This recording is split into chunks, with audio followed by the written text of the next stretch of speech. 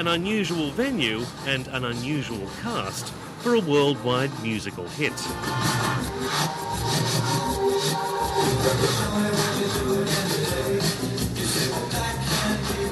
Every morning, 1,600 prisoners, charged with offences from armed robbery to multiple murder, dance in formation to 80s classics.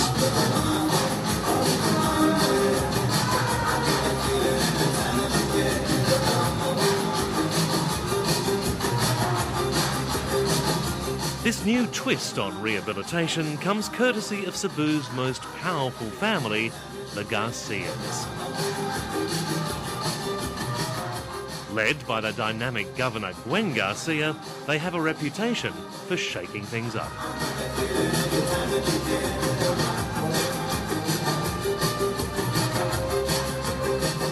As far as I'm concerned, I always think out of the box. As I said, I'm not a politician.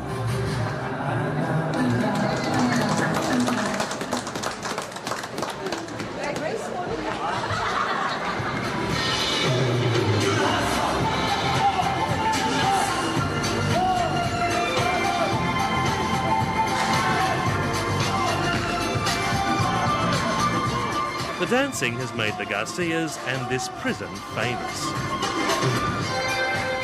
Since the routines were posted on the internet, they've been watched by more than 6 million people. But not everyone's applauding. It was forced upon them, and this is not rehabilitative. Yes, they have their fame, but is fame rehabilitative? No, it is not.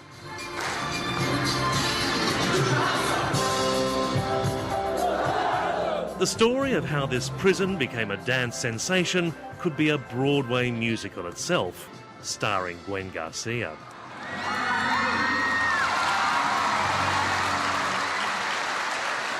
Three years ago, she became the province's first female governor in its 400 years.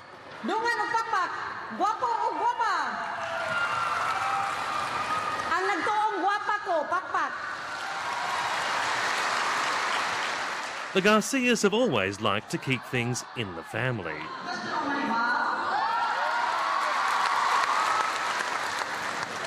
Her father was once governor and 2 of her brothers are in the Congress. But here in Cebu, there's no doubt that she's the boss. I do what I think is right, and I act the way I believe I must act in order to get things done. And that's the way I've been doing it ever since day one. We caught a glimpse of her style as we arrived in the early morning to interview her about the prison. And that triggered. She was having 3 generals for breakfast. I cannot see why there is so much foot dragging on this matter. I don't think there's any reluctance on the part of the AFP. Oh, very, very clearly. Very, very specifically. That this must all revert back to the province. So I want an update by this afternoon at 5:30. Yes, ma'am. In this country of military coups, it's unheard of for a politician to lecture generals. In this case, over land the military has been illegally developing for money.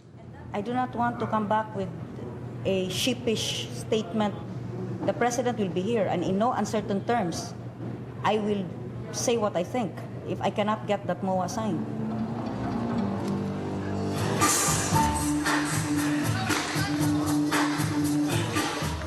Governor Garcia showed the same iron determination over the province's troubled prison. 3 years ago, she decided to move the inmates from an old, overcrowded jail to this newly built facility. The prisoners, led by gang bosses, refused to move. Between the jail guards and the inmates, there was very lucrative business going on with smuggling of weapons, cigarette, contraband items. And they did not want to transfer, neither did the guards, I think, to the new facility, which was equipped with CCTV cameras, with automatic door locking systems. When the prisoners staged a sit-down strike, she called in the SWAT team. They were made to lie on the quadrangle I went up there and told them from here on, don't ever do this to me again. You will learn discipline here in this new facility. You will follow my rules. And unless you learn to do that, you will be kept in chains. And they were chained, you know. Gwen Garcia put her brother Byron in charge, even though he'd never worked in a prison. He sacked dozens of guards and separated gang members into different cells. I practically outlawed all gangs. You can be charged here for setting up a gang, recruiting members. These days, discipline is enforced by prisoners of Byron Garcia's choosing. Former policemen and soldiers he trusts to carry out his orders. The inmates have quietened down, and on visiting days it feels more like a holiday camp than a violent jail. There's even regular karaoke. But not everyone's impressed by the transformation. Rex Fernandez is a low-paid human rights lawyer struggling to defend scores of prisoners and their families. His clients include communists who he claims were abused and beaten in the Garcia's crackdown. They were given hell. They were beaten up. They were in solitary confinement, which is a violation of the minimum treatment of detainees. The Garcias deny abusing them, but say they caught them on the surveillance system spreading communist propaganda. They always complain. They want to rule the jail. This is a recruitment ground for them. They always want to argue of their rights, and they always want to apply international laws. That's their right. Communism is not a crime in the Philippines. Marxism is not a crime in the Philippines.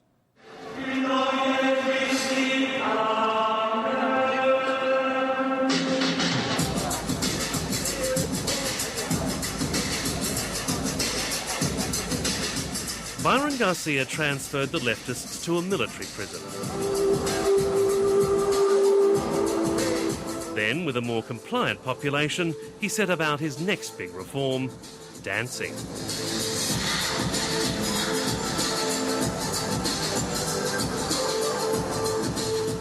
It's an idea that I thought of last year.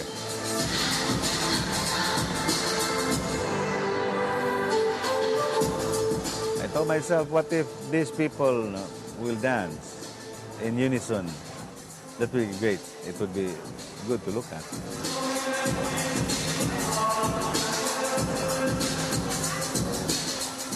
And if they learn unison, if they learn how to synchronize, I think this would aid in their rehabilitation.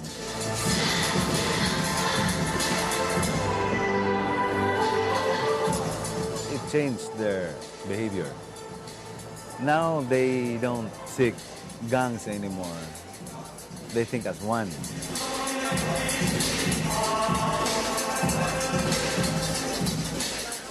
So for 1 year and a half now, we don't have a single case of violence.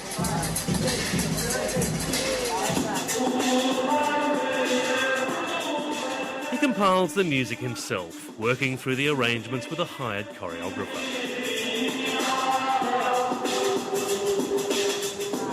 I chose the music from the 80s. The golden era. Yeah, the golden era.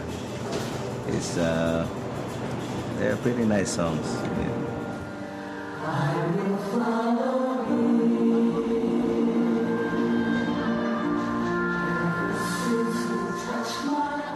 This is involuntary servitude. They are made to dance. They are robots. They are forced to.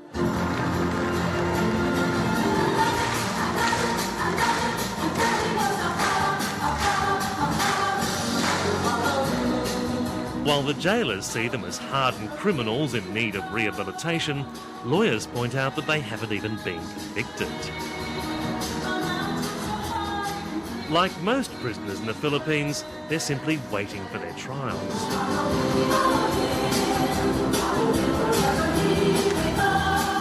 The court system is so overloaded that it's normal to wait 5 years for cases to be heard. Some of these accused have been waiting for a decade. These are not convicted prisoners. There's still no sentence. They cannot be forced to do things. I've been accused of forcing them to dance.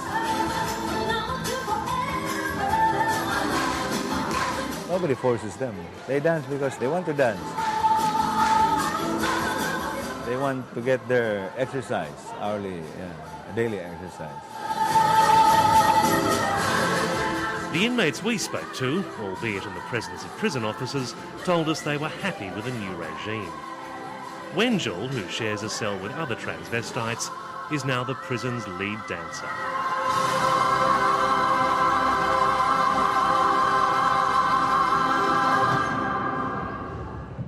Sa ngayon, siyempre masaya kami lahat at saka nagustuhan din ng lahat ng mga bilanggo yung pagsayaw namin. Lalo na ngayong sumikat na yung pinaghirapan namin. Tsaka nagustuhan na namin sumayaw.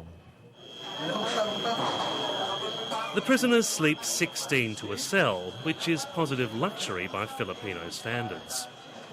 Garcia came up with an innovative way to stop overcrowding. He simply refused to follow court orders to accept more prisoners. In the Philippines, are trying to find ways on how to decongest their jails. Well, my approach is simple. No, we're full. We don't accept, fully booked, no vacancy.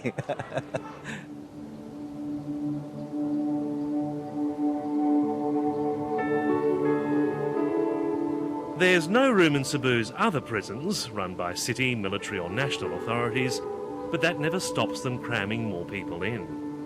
Every folder is actually one life, and every file is actually one person still inside jail or one person forgotten. And these are the... Filmmaker Gang Badoy spent 6 months documenting the Philippines' overcrowded prisons for the human rights group, the Asia Foundation. 1998, 1994, it's not even in order. The lack of courts, judges and lawyers has produced an astonishingly gridlocked system. With tens of thousands awaiting trial, usually for years on end, some prisons are literally standing room only. Until recently, this is what the municipal jail in Cebu looked like.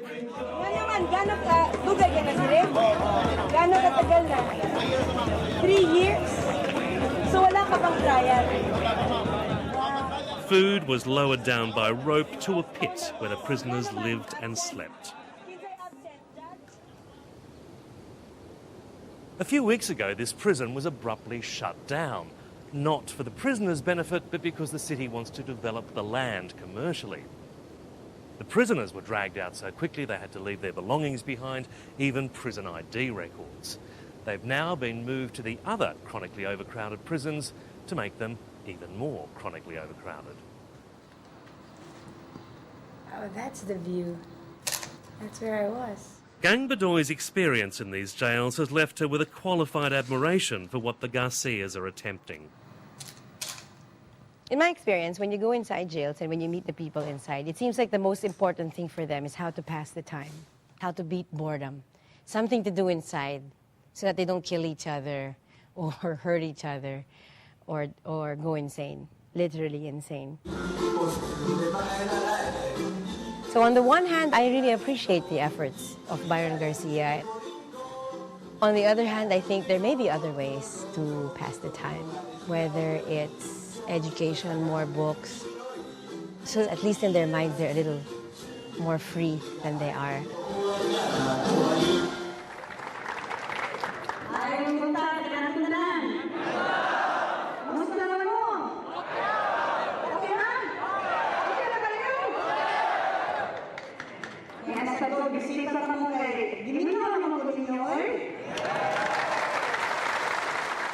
If applause is anything to go by, the Garcias are on a winner.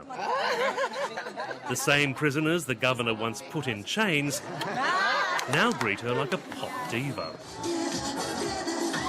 and they seem to relish the chance to put on a show.